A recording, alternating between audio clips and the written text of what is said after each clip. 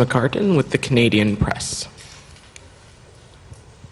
Thank you very much. Thank you both for doing this today. On the subject of Nord Stream, Secretary and Minister, regardless of responsibility, obviously the energy supply situation in Europe is bad and only going to get worse as a result of this. I'm wondering if the two of you spoke at all today about what your two countries can do, either independently or collectively, to help to ease some of that pressure, and is there a heightened sense of danger in light of that if we're talking about providing supplies, shipping supplies across the ocean?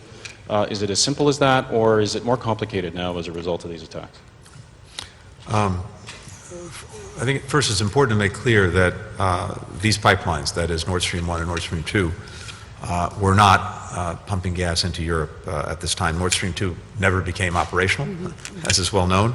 Nord Stream 1 has been shut down for weeks because of Russia's weaponization of energy.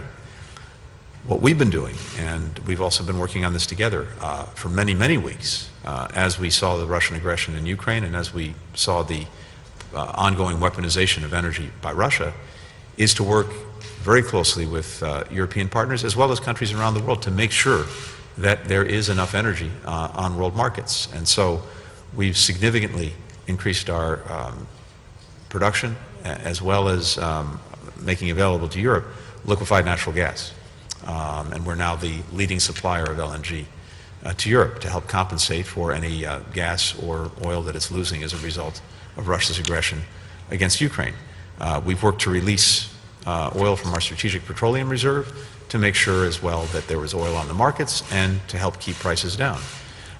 We've engaged with the European Union and established months ago a task force to work directly with Europe on ways to decrease demand to help get through the winter, as well as to pursue additional supply and to find ways to speed up the transition to renewables, even as we're getting through this challenging period.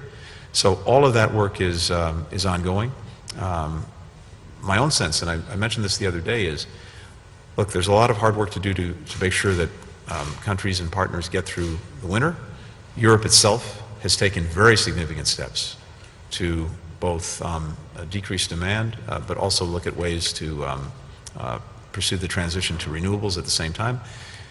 And ultimately, this is also a tremendous opportunity. It's a tremendous opportunity to once and for all remove the dependence on Russian energy, and thus to take away from Vladimir Putin the weaponization of energy as a means of advancing his imperial designs.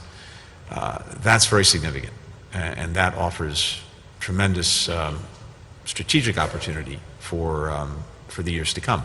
But meanwhile, we're determined to do everything we possibly can to make sure that the consequences of all of this are not borne by citizens in our countries, or for that matter, around the world.